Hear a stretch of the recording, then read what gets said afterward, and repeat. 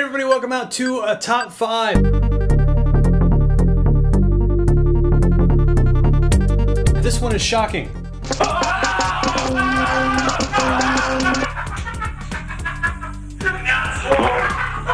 Shocking top 5. That is very true. Nice. What is it? The shocker? No, that's kind of inappropriate, but whatever. If that's what your wife likes, that's her business. Wow.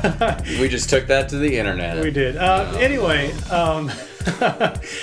this is the top 5 shocking, I guess, twist in storylines. Not shocking moments as in like boobs have been shown or yeah, this media. isn't controversial. This isn't necessarily about it being controversial. This is more about a genuine surprise while you're playing the video game. Yeah. I didn't think of that. Or maybe you think more of the game because you're like, man, that had a cool plot twist, and I'm not going to tell you. So we're going to say this right up front.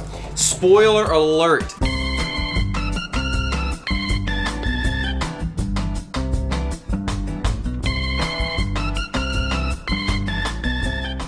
The entire thing is a spoiler alert. Now, we have 3 of them as honorable mentions. This also gets you an idea of what we're trying to talk about. And we're put these as honorable mentions because they're so obvious, everybody's talked about them a million times. And the first one is Metroid on the NES. Everybody knows it now, but yes, you play through the game, you had no idea she's a female. Kind of it doesn't really necessarily help the plot, but it was definitely a, wow, that's different. I wasn't ready for that. Yeah, you definitely weren't ready for that. Yeah, well, you know, she gets in a bikini. Why not? So your first arousal as a little boy? Busted. Let's see, what was it? 80? It doesn't matter. The next honorable mention we have is from Call of Duty. Now, this is Modern Warfare. Actually, I'm wearing the shirt. But when the nuke goes off and kills everybody, and you get to walk a little bit, and you think I thought I was gonna live. Like I was like, oh yeah, but we're gonna make it out of here. It's like and I'm like, well, and then you still kind of pop alive, and then like if you jump, you can hear your knees break.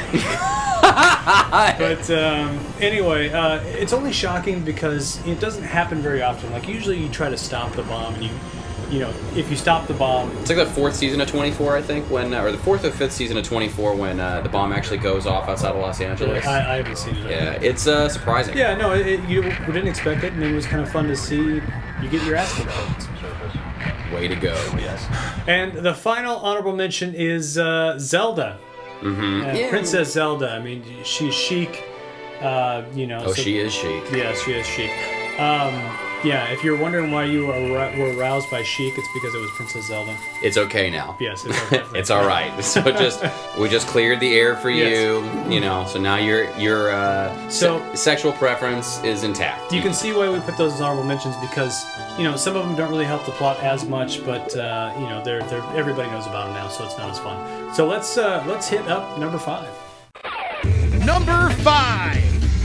At number 5 is Final Fantasy VII. That's right. Now, what was the shocking moment in Final Fantasy VII? Let's see it. The shocking moment is when this guy, Sephiroth, takes this guy and shoves it through Ares' chest. It was freaking amazing. See the little bouncy ball. So, what made it? I mean, how was this a big plot twist? Because one of the main characters gets stabbed through the heart, and you're all sad. Because not just one of the main characters, the main female of the game, the love interest of the game, literally dies, and in the American version, never comes back. And so you're thinking to yourself, that moment was really shocking. But you know what? In video games, I've seen shocking moments like that. Everybody knows they just put the Dragon Ball Z reset button in there, get the Dragon Balls, make the wish, character comes back. In the American version, Ares never comes back. She's dead. But you said the Japanese version, she gets resurrected? Yeah, I've never played the Japanese version. I've only read about it and seen a few screenshots from it, but they do something to try to bring her back. I know that all the people watching this, of course, those who don't hate Final Fantasy just because Spoonie hates Final Fantasy, whatever. Final Fantasy is awesome. Spoonie, I actually don't like it that much either. Whatever, you're... anyway, moment. Love this moment in the game. If you played the game, you weeped.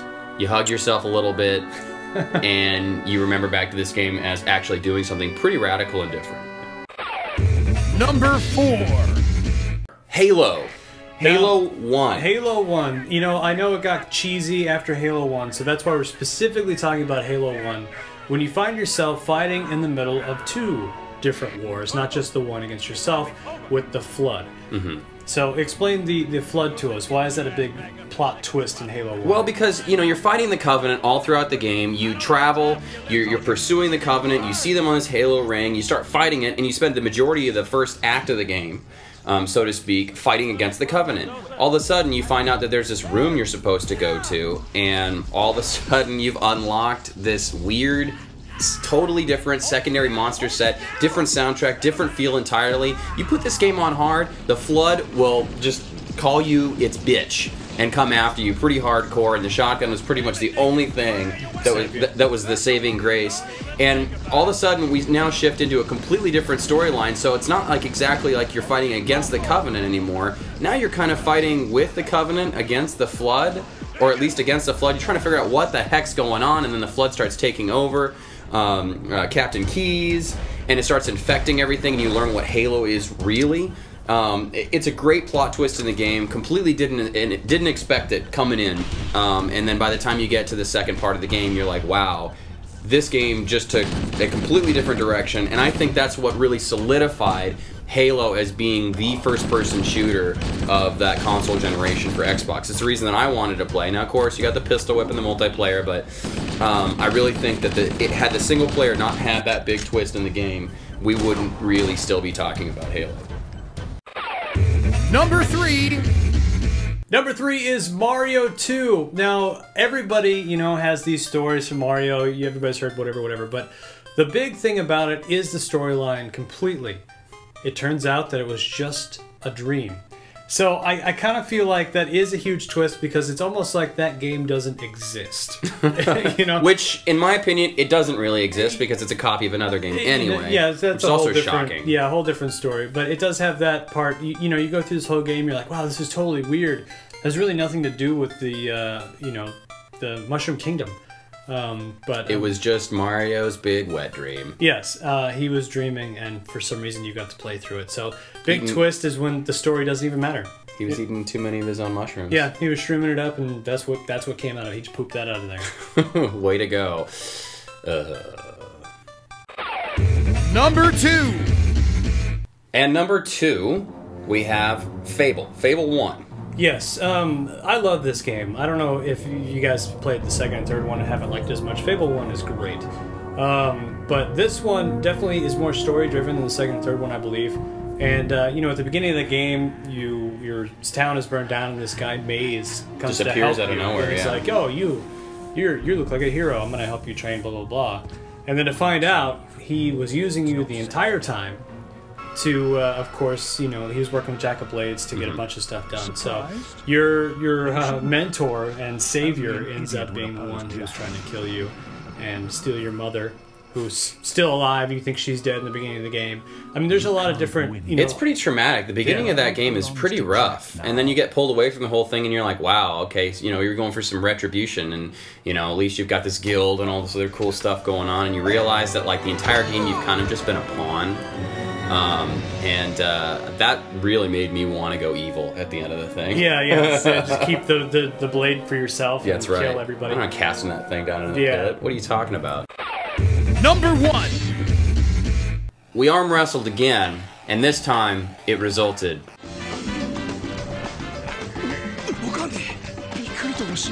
dun dun dun in a tie. This is the first time we've ever had a tie for number 1, but the plot, you know, simulation, you know, they're very, very close to being the same. So that's why it was real easy to say, you know, both of these are badass, both of these deserve to be number 1. Yes. The first one is Castlevania Aria of Sorrow. Now, in this game, a great Game Boy game, if you haven't played it, pick it up. I love how they took the Symphony of the Night style game, kind of the what are they called, Metroidvania.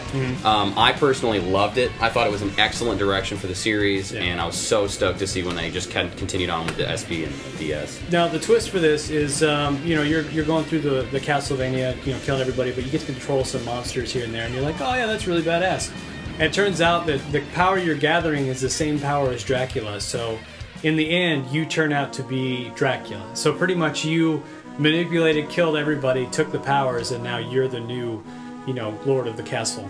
So very, very cool. And you know, I like to see, especially a twist in a game that's you know, if you play all of them, they all kind of play the same. This one had a little bit more fun to it because of that and controlling monsters, etc., etc. I guess real estate is a bitch in Transylvania. Yes. You gotta really fight, commit yourself to try to get a freaking castle. And then the tie. What was the second game? Oh, I love this game. Number 1 A, B, number 1 is Knights of the Old Republic. Number 1. Everybody who played this, you know what I'm talking about. You know that you loved it. You got to the end of this game. Spoiler alert.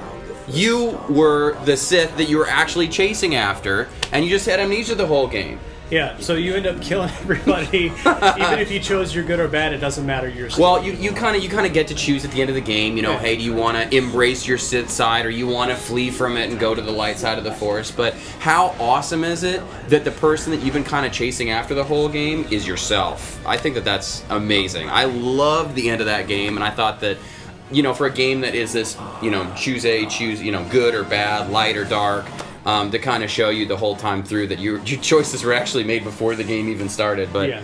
I thank BioWare, man. They usually put out really good games like that. Yeah, so as you can see, why there was a tie for number 1, because they were both great shockers. Both villains. In the story. Both we find out were kind of villains anyway. Yeah. One game you kind of get a choice, and the other game you really don't. Yeah, you're boned. You're boned, indeed.